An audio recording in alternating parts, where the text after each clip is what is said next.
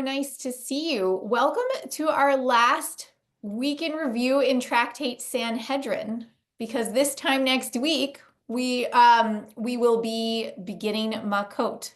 So announcement off the top, we next week there is no class at this time slot because our siyum for Makot will be on that day, a little bit later in the day. So figured 2 classes in one day was a little bit of overkill, even for the enthusiasts in this virtual room. So we have 6 more days in Sanhedrin. Then we will have our siyum, which actually is scheduled this time around for the first day of Makot. Usually a slight time shift from what we usually do.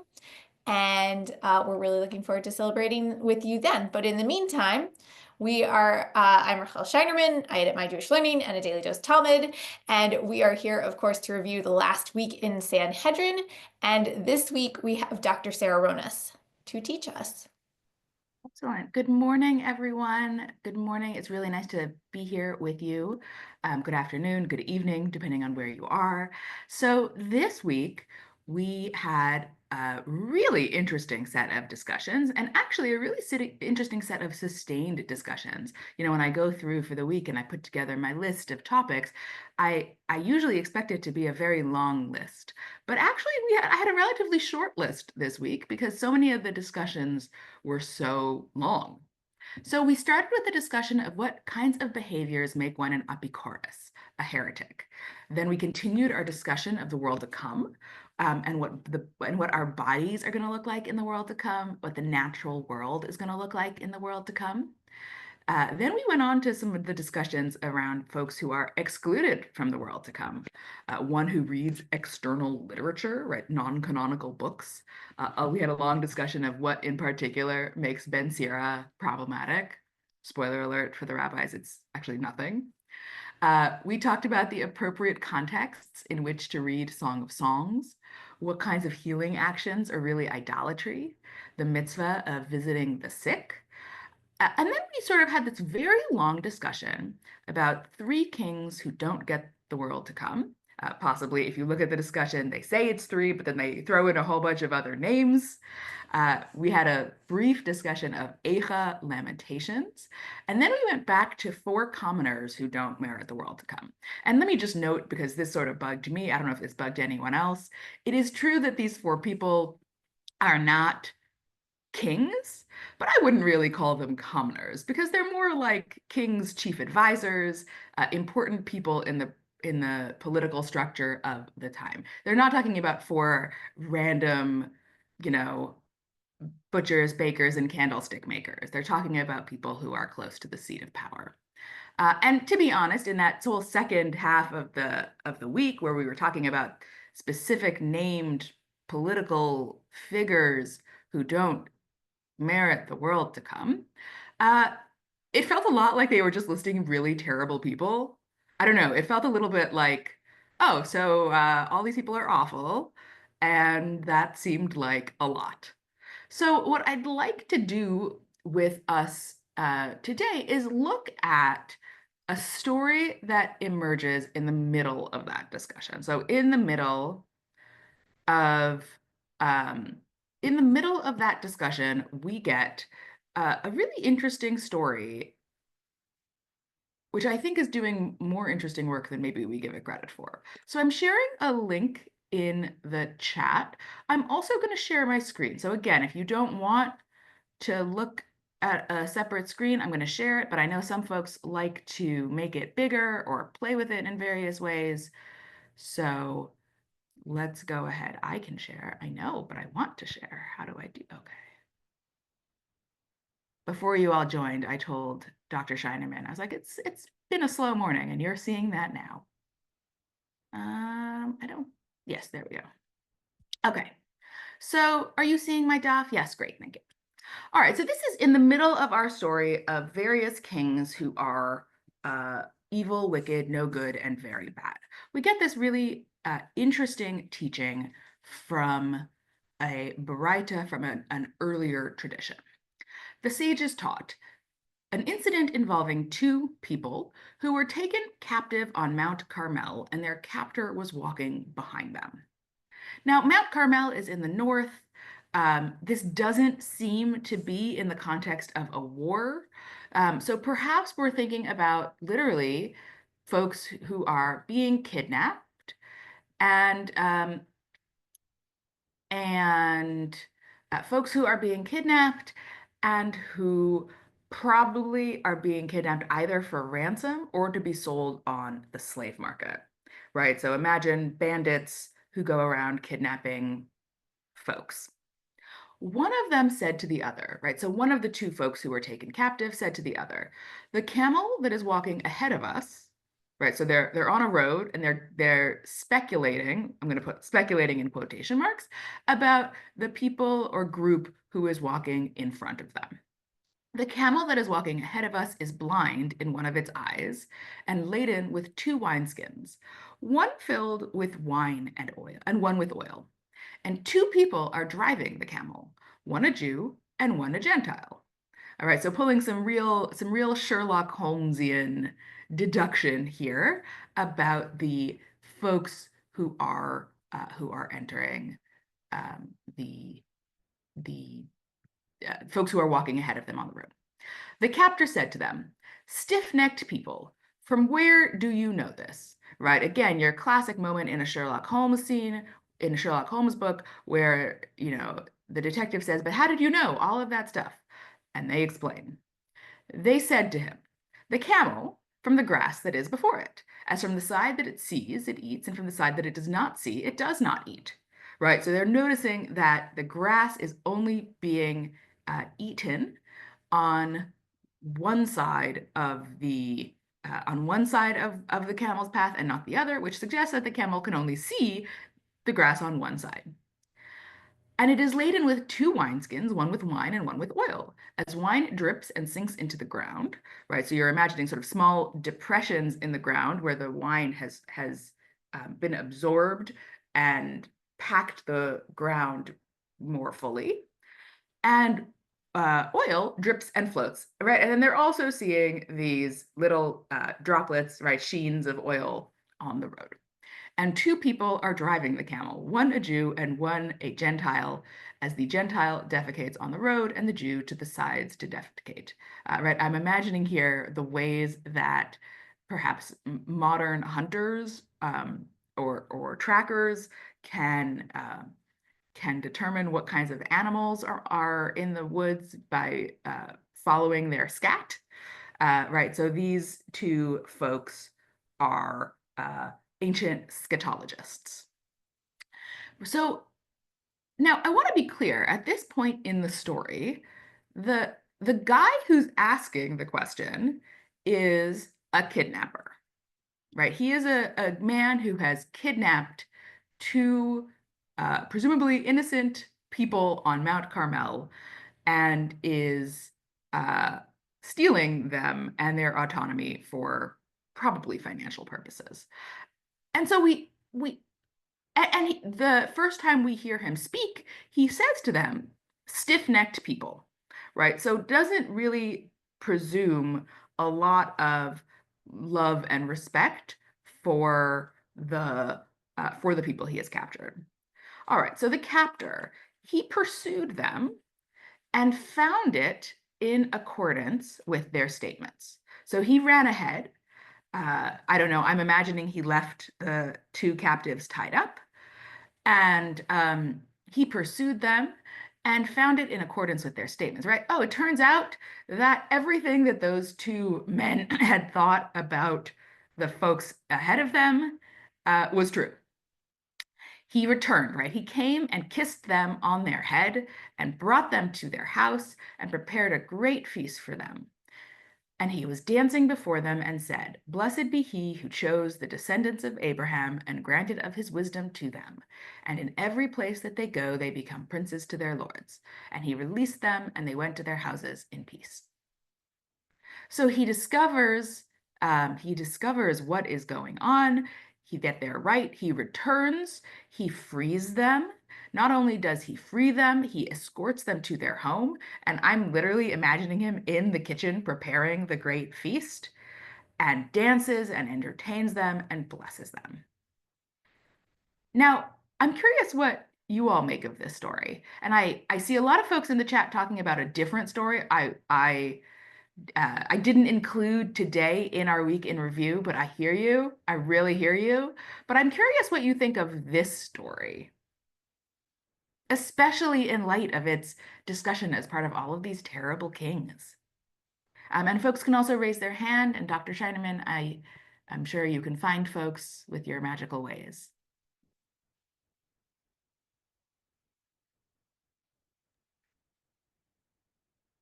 Folks, go ahead and put up your hand if you want to respond.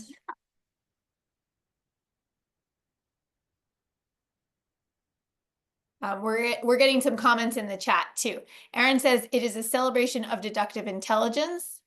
And Lynn says this story seems like the Jews are good at deduction the way Sherlock Holmes is good at deduction. Absolutely. Right. And I think it's helpful to know here that they're not using some kind of divine prophetic knowledge, right? So we don't realize they're Jews until the end of the story, though real talk, given that it's the Talmud, it makes sense that some characters in this story are Jewish. And it sounds here from what his statement is at the bottom that the two captives are Jewish and the captor is not. But this isn't a story where a deep spiritual connection to Hashem, to God, and to Torah is what enlightens them. It's their paying attention to the world around them, and they're able to use that to deduce facts about the world around us, right? We don't read Sherlock Holmes and go, oh, wow, he was a prophet with a deep spiritual connection to God. We go, wow, that is a man who is really good at deductive reasoning. And I think we're supposed to have the same response here. Now, Sharna notes, right, this sounds like a story told at the Shabbat table about smart Jews. And I have been at that Shabbat table, not Sharna's, but others, where people are telling stories about times in our history where Jews used intelligence in difficult situations. Absolutely. There's actually a whole book called Smart Jews, which discusses some of those kinds of stories and how they function for communities. Yeah. Anyone else want to share something? So MJ is noting something, right? So our first set of comments are about the captives. MJ shifts the conversation for us. So MJ writes, the kidnapper is smart too, showing curiosity about how the captives made their deductions. So he found a commonality with them, right? So what can we say, not just about the captives, but about the kidnapper, right? What kinds of characteristics does the kidnapper have? Now, that's a really interesting point as well, right? Aaron notes here that intelligence is the obvious substitute for physical power. And I think you're absolutely right, Aaron. But if we look at MJ's comment, what we almost see is intelligence, absolutely, from both sides, right? Now, the captor doesn't have deductive intelligence, right? He can't figure out who's going ahead of them based on, the human fecal patterns. But he does have the curiosity, right? He has curiosity. He has, the empirical mind to want to get the data to know whether or not it's right. And he also has I'm even going to say courage to recognize if new data comes out, he's going to change his behavior, right? If these folks are really intelligent, thoughtful people, right, with abilities of their own, he is not going to steal them, right? He is going to change his behavior even at the cost of financial loss to him, right? I mean, let us be very clear about two things, right? One is kidnapping is wrong on many, many levels. And two is it is also lucrative, right? So I am in no way suggesting anyone be a kidnapper, but you can understand that choosing not to be a kidnapper comes with real financial loss. Absolutely. Now, Michael suggests in the chat that there seems to be much discussion among the rabbis in these dapim, whereby they debate the world to come and whether there can be redeeming characteristics of bad people. Now, this story does the same. There's a redeeming characteristic of the kidnapper. Absolutely, right? Absolutely. But um, but I think in some ways, the data of this story suggests there is a redeeming characteristic of a kidnapper, even when parts of the Talmud are pretty insistent that there might not be redeeming characteristics for some of those kings, right? And that is a really interesting shift. We have anyone else want to, you also, I know for some of us it's morning. I know for me it's a slow morning, but if somebody wants to raise their hand and speak, you are welcome to.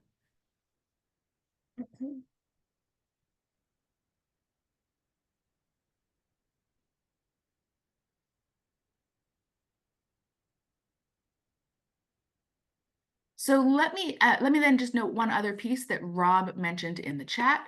Rob mentioned that this story mirrors the Joseph story, right? He starts out as a young Hebrew slave and ends up as the viceroy to the Pharaoh. And in fact, that's what the kidnapper says, right? The kidnapper says in every place that they go, they become princes to their lords. Now, here it's really interesting because they're at Mount Carmel. Mount Carmel is in the land of Israel, but this is the Roman Empire. So we might expect, right? I agree with you, Rob. This mirrors the Joseph story in some interesting ways because the kidnapper tells us it does essentially. But they don't actually become viceroys. They just go home, right? They get a nice feast and then he leaves. And all we know about them is that they go home in peace, right? So he doesn't even say, "Oh my gosh, you guys are amazing. I'm going to move in and be around you all the time and keep re-traumatizing you." He just goes away and they are left in peace.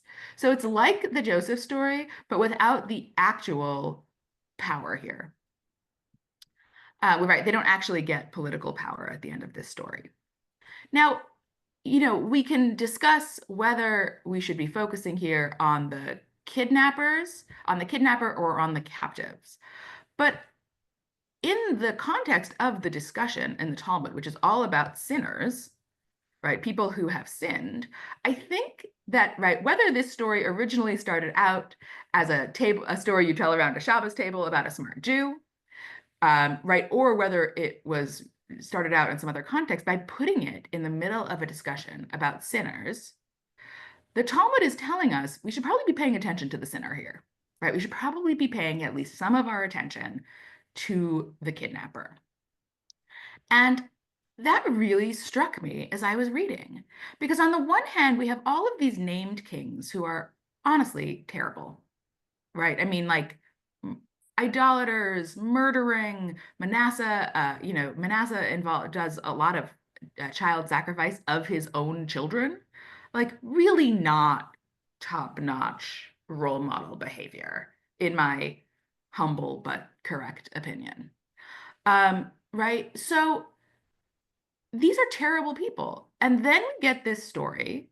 And if we think about the sinner in this story, he is unnamed. He is not in huge political power. He has some power, obviously. He has physical power over these men. He does not, but he's not the Roman emperor. And unlike many of the kings who are discussed, he ends up transforming himself over the course of the story. And I say transforming himself and not being transformed because it is true that he is transformed by his conversations, but those conversations kick off with his own curiosity.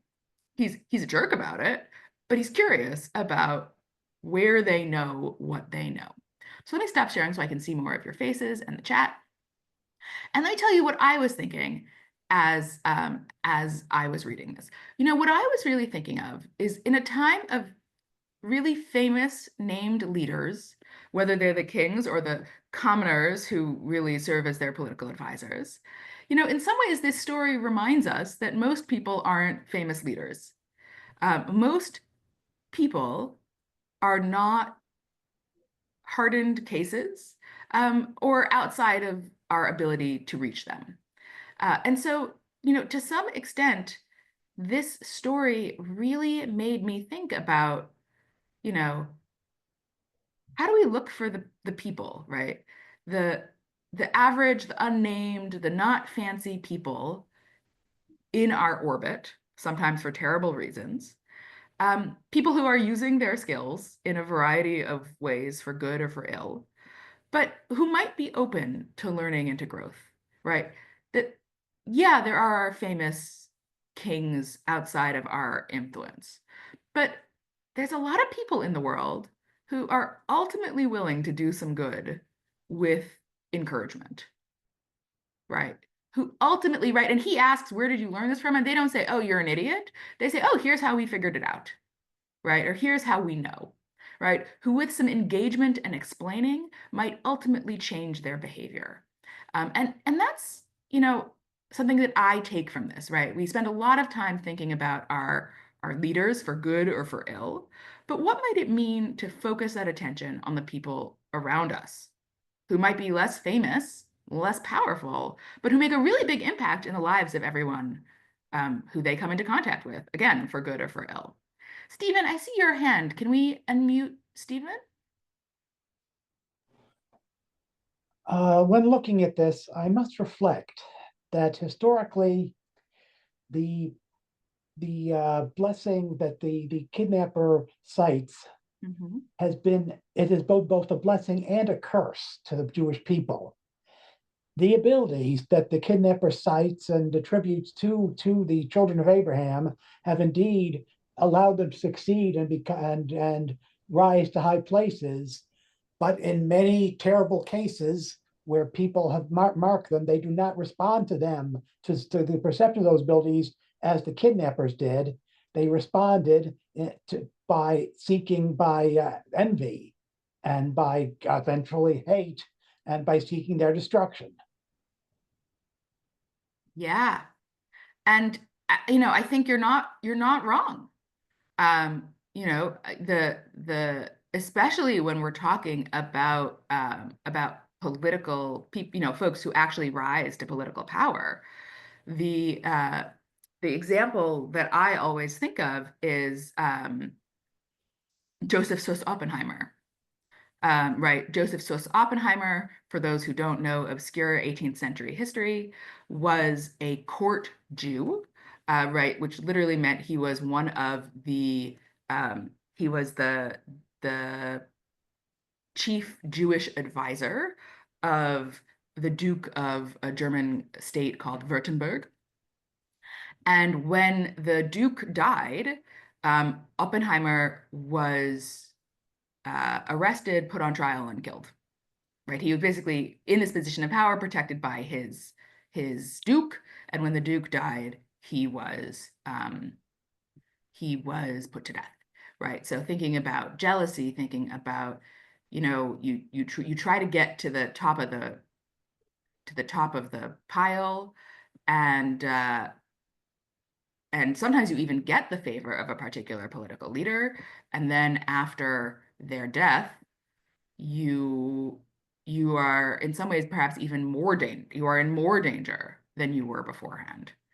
Um, these things they're really complicated, and we don't know who's going to be open to us and who's not, and who's going to be open to us, uh, but then they're going to die, and the people who come after them are going to be jealous and want to kill you.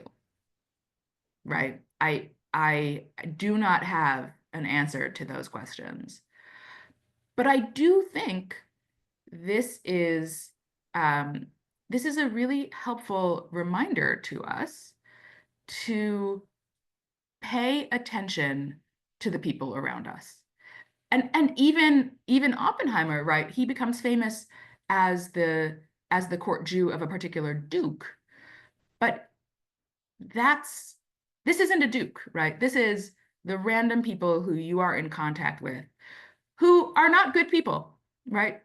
I am not a kidnapper apologist by any means, but it strikes me, right, the choices that they make and how they turn out for them. Yeah, absolutely. I really appreciate the comment. Absolutely. Any other thoughts about this story or about these discussions?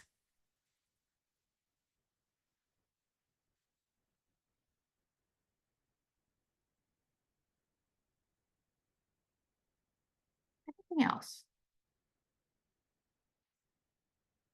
Alternatively, any other questions about this week's daf that I didn't address? I can open it up in our last 4 minutes. You never know how long a piece of Talmud is going to take to teach. Or I never know. You might know. I don't know. True. Well, people are thinking about their questions. I just wanted to reiterate the information about the upcoming Siyum next week. So Wednesday, I'm sorry, I'm not looking at a calendar. April 9th is the last day in Tractate Sanhedrin. That'll be Daf 113. But our Siyum for next week is going to be on April 10th, midday, which is the first day of Makot. So we usually do it on the last day, but this week we are moving it one day to accommodate schedules of presenters. And so there will not be this class in the morning. There will be the midday Siyum on April 10th. So I wanted to just make sure, dodging a fast day. Right. So next week, Pesach begins on Saturday night, right? Which means that Tanit Bechorot, the fast of the firstborns, which is normally Erev Pesach, is moved back to Thursday. So I don't know if we're dodging a fast day or landing on a fast day with this Siyum. So, Well, but you don't have to fast if you go to a siyum, and there is right. I'm sorry. Okay, my brain is working slow. Of course. Yes. So, excellent point. I don't think we planned that intentionally, but if you would like to not fast, there is a tradition that if you go to a siyum, then that fulfills your fasting obligation. You can go to the siyum instead. So maybe we did. I'm sorry, folks. My brain is slow this morning, and we set this siyum so long ago. I can't remember our thinking about the timing. But to do with yes, the dates and not to do with the fasting. You're getting some questions in the chat about what time specifically is midday. This is such a Talmudic question, my friends. It makes me think back to just when we started and they said, what is nighttime and which of the watches counts? What time is midday, Dr. What Schneider? time is midday? I am fairly certain that it is noon. Let me see if it is up on our public events calendar. It will be by the end of today if it is I not. believe, so I will not be there, but I believe it is at noon Eastern time. Yes. Sorry, I think in Eastern, the company is Eastern primarily, noon. I believe so. That is usually when we hold it. And now it is chatzot, guys, midday. That is the halachic time.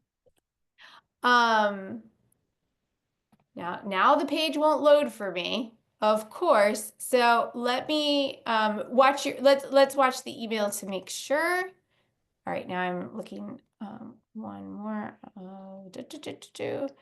Okay, April 10th, Thursday. Okay. Okay, it is okay. Let's check your email. Let's say that just in case. I'm pretty sure it's noon, but check your email. For some reason, I'm having trouble getting things to load on my end. All right, I think we will wrap it up there. It was lovely to see you all, and I will be a little sad to leave Sanhedrin. It has been a fun and exciting tractate, but the truth is Makot is just the continuation of Sanhedrin, so we're not completely leaving this material. We've got another month or two of it. The tractates will start coming a little bit faster this spring. Lynn says she misses strangulation and burning. Sure. Okay. Things that only make sense in this context. In other contexts, people would think you're a serial killer. Yes. So Shabbat Shalom, everybody, and we'll see you in your inbox tomorrow morning, and we will see you next week for the Siyum. Take care.